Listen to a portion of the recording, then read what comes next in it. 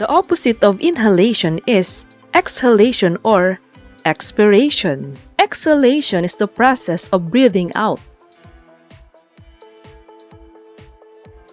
When we breathe out or exhale, our diaphragm relaxes and moves upward into the chest cavity.